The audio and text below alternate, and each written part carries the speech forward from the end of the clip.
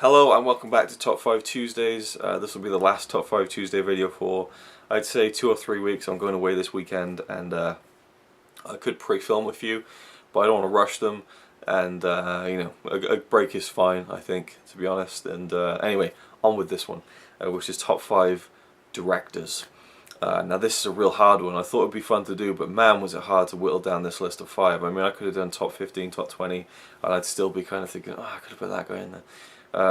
Top 5. Okay, here we go. Let's just get right into it. And again, subjective. This is my list of favorite directors, not who I think are the best directors of all time. So if your favorite isn't in there, don't get offended and think, how can you not put him in that list? You don't know film.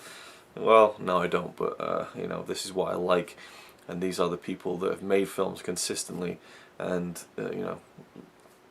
I mean, I kind of look at a great director as someone who doesn't just make one great film, but makes lots of great films, or at least a few great films, and seems to have a consistent knack for telling great stories in an interesting way. So number 5, here we go. Number 5. This is number 5, here we go. Wes Anderson. And it almost pains me to put him this low on this list because he's been one of my favourite directors for a very long time. I adore his movies. I know that they're kind of an acquired taste. You either like them or you don't. There's just a very strange kind of tone to all of his films, but it's a tone that I absolutely adore. From all the way from Bottle Rocket all the way to the Grand Budapest Hotel, I love every single one of his films. And I feel like I wouldn't give any of them a 10 except maybe Rushmore. Well, no, I definitely give Rushmore a 10. But they're all like 9 out of 10s. They're all like almost 10 out of 10 great across the board. And maybe if I rewatch them, I would kind of give a couple of them a 10. But I mean, I just love all of them so much. Again, I think my favourites are Rushmore, Bottle Rocket, Fantastic Mr. Fox, Royal Tenenbaums, The Life of Aquatic with Steve Zissou. I mean, I love them all, really. So yeah, Wes Anderson has to go up there for his unique style, which, yeah, I'm sure he's borrowed from certain things in certain areas, but I mean, especially if you watch the Adventures of Buckaroo Banzai and you kind of think, wow, the humour in this is very Wes Anderson-esque before Wes Anderson became a thing. So, but I like how he's kind of picked and choose things that he liked and made his own brand in a way. You see a film, I went to see Moonrise Kingdom in the cinema a few years ago. My fiance was like, I already know from the opening shot this is a Wes Anderson film, and I was like, there you go, that is how he does it.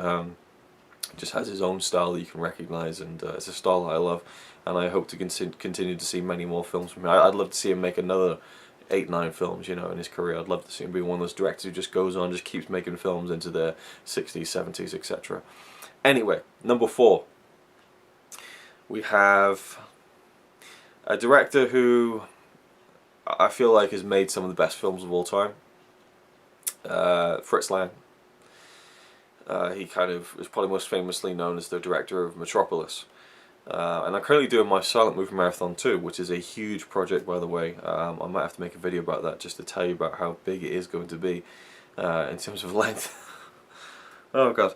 But I watched another one of his films in this silent movie marathon, so I've now seen every film Fritz Lang made between 1922 and 1933, and they're just all amazing, and I just think when I watch one of his films, I'm just like, this is a master at work. This is an absolute master at work, whether it is Metropolis or whether it's lesser known films like Spies or Woman in the Moon, and then other films that have been kind of critically praised as well, like Die Nibelungen, one of the greatest epics of all time.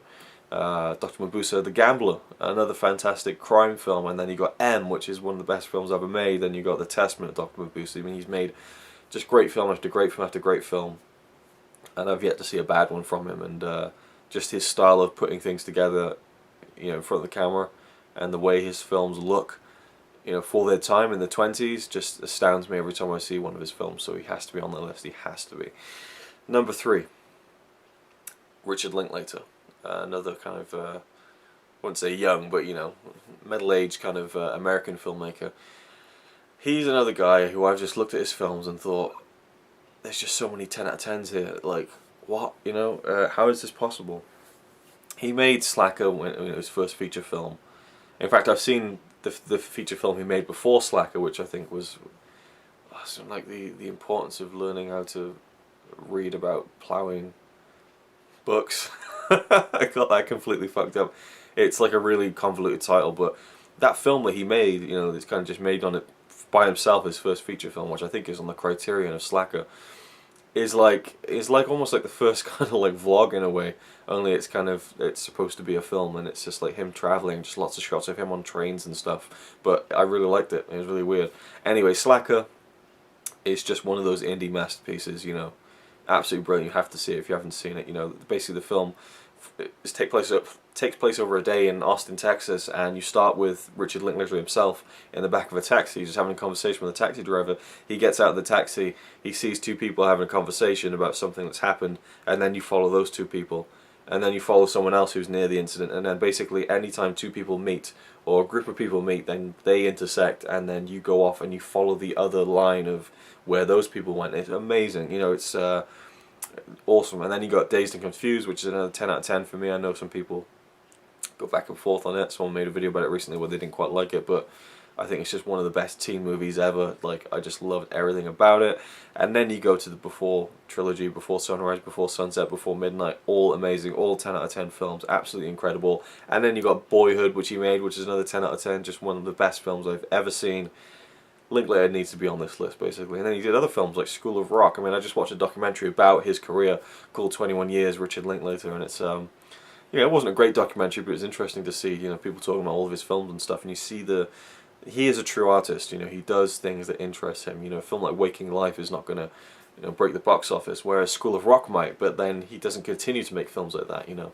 He does things and tells stories that interest him in the way that he likes to do it, and I have to respect that. Same for Wes Anderson, you know, and many other filmmakers. Number 2, Akira Kurosawa, one of the greatest directors of all time, no doubt. And I'd be hard pressed to maybe find a director that's better than him if I was to make a top 5 greatest of all time. Maybe Hitchcock. I don't know.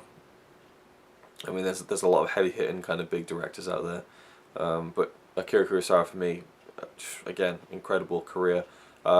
I can't wait to one day say I've seen all 30 something odd of his films, but I've only seen about maybe 15 of them, maybe 20, and they're just all, well, they're not all. There's some. I mean, I did a review of his first 5 films, or his first 4 films, I think, and you know, they're not all great, you know, but they all have something great in them, you know, like they all have just this element that wow, you know, and then some films, the whole film is just wow, you know. That's the word that kind of comes to my mind and then comes out of my lips when I think of Akira Kurosawa is wow. A film like High and Low, where the first hour of the film takes place in one room, and it's one of the most riveting pieces of drama I've ever seen, you know. And his frequent collaborations with Toshiro Mifune, one of my favourite actors of all time, and Takeshi Shimura as well. And even is it Tatsuya Nakadai, another incredible actor, from Yojimbo to Sanjuro to, in my opinion, the greatest film ever made, Seven Samurai, or at least the greatest film I've ever seen, Seven Samurai. And then you got Akira. I mean, he makes very varied films, like this sweeping, you know, period epic about samurai in like the 1600s or whatever, and then you have like a modern day story of just a guy who's got cancer and kind of reevaluates his life. You know, Akira is a beautiful film. And then other great ones, again, High and Low, Rashomon. I mean, the list goes on and on. Just fantastic. Hidden Fortress, Throne of Blood. You know, they just jump out there at you. They're just like classic, classic, classic, classic. One of the best directors of all time. So honorable mentions for this. There's so many. Steven Spielberg, I don't think he gets the credit he deserves. I feel like people see him as kind of like, oh, the blockbuster director. You know, the guy who makes films that make a lot of money that are pretty good, but you know, they're not like, I don't know, I just feel like he gets a bum rap sometimes, you know. I think that he is one of the greatest directors of all time. Jaws, you know, which again, people always give him credit for Jaws, but later films, I guess they don't give him too much credit on. But I mean, almost any Steven Spielberg film I've seen, I've loved.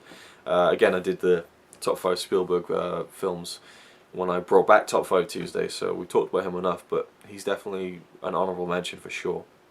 Quentin Tarantino, definitely, love every single one of his films. Probably should have been on the list, but you know, I'll go with my favourites here.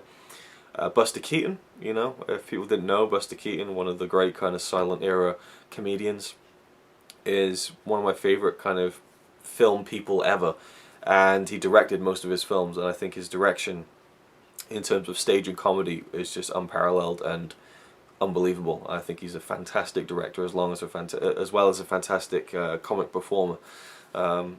So yeah, it was hard not to put him on the list, but I think that he doesn't have as many 10 out of 10 films to really kind of justify it.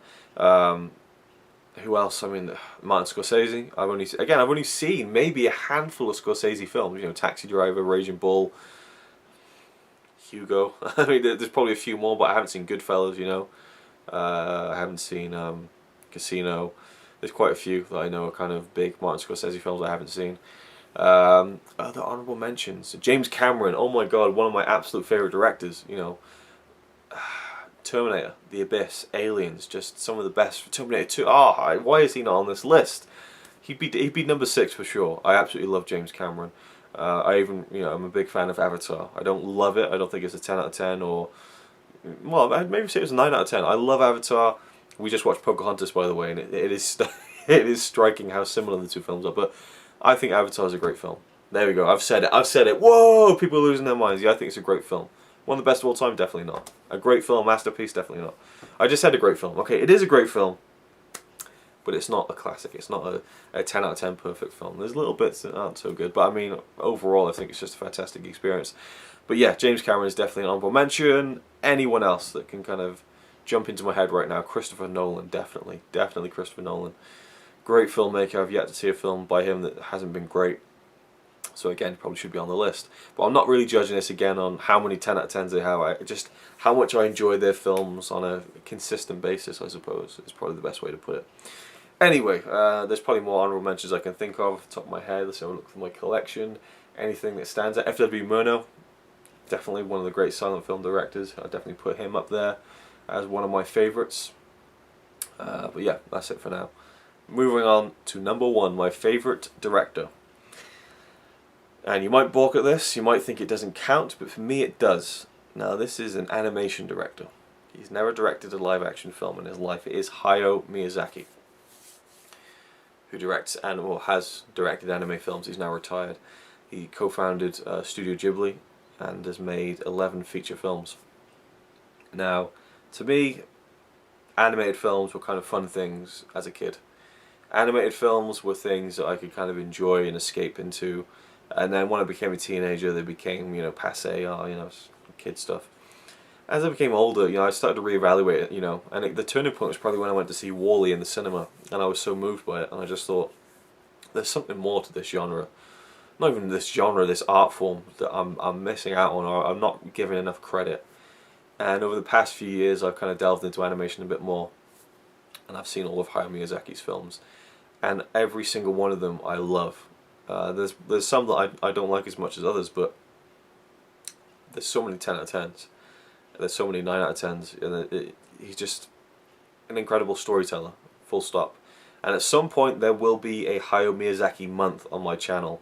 If you remember, I made like a proper edited review of his first film, Castle of Cagliostro, which I was really proud of. And I plan on doing that for the rest of his films, but that will be part of Hayao Miyazaki month. I don't know when that's going to be, when I'll have time to prepare it and stuff. I've already kind of filmed a few videos for it actually, but I want to give him a full month of just talking about all of his films and lots of fun little extras I've got planned as well. But yeah, for me, he's just my favourite director because his films make me feel something that a lot of films don't. And I don't think there's any director who has made more films that have touched me in a way that his films have. From Porco Rosso, my favourite animated film of all time, that just hits me on a base level. There's something about it that just... I feel like it was made for me. I just love everything about it. Then you have Kiki's Delivery Service, which makes me tear up every time, and I just love everything about it. And then you got his other films that people love, like Spirited Away, which is brilliant, and My Neighbor Totoro, which is fantastic. Howl's Moving Castle, which I loved. And then you have his epics like Nausicaa, The Valley of the Wind, which is just breathtaking every time, and Princess Mononoke, which is, that probably is one of the best animated films of all time, So, to me, Hayao Miyazaki is my favourite director, and I kind of feel like I'm losing steam here, so I'm going to end the video, but let me know what your favourite directors are, your top 5, your top 10, whatever. Throw your favourite directors at me. Alfred Hitchcock, he's definitely one I'd give an honourable mention to, but I haven't seen enough of his films. I've only seen maybe 2, 3, 4, maybe 5 of his films, and I have the big box set. I need to get into it at one point. That'll be that'll be a marathon for another day. I think I'm kind of saving all of them to kind of just binge on at some point. But yeah, I don't feel qualified to kind of rate Alfred Hitchcock right now. But yeah, there we go. That was my top 5 favorite directors. So what was it? Wes Anderson, Fritz Lang, Richard Linklater, Akira Kurosawa, and Hayao Miyazaki. So we got 2 Japanese directors, we got a German director, and 2 American directors. And I wonder what that says about my taste in films. I don't know. But there you go. Thank you for watching. I hope you enjoyed, and I'll see you with the next video. Really nice guy, he looks after his friends. He only chucks them about the place a couple of times on the weekend. Yeah, he's alright by me. Apart from the fact he throws cans and calling into a tree. Yeah, he's really cool.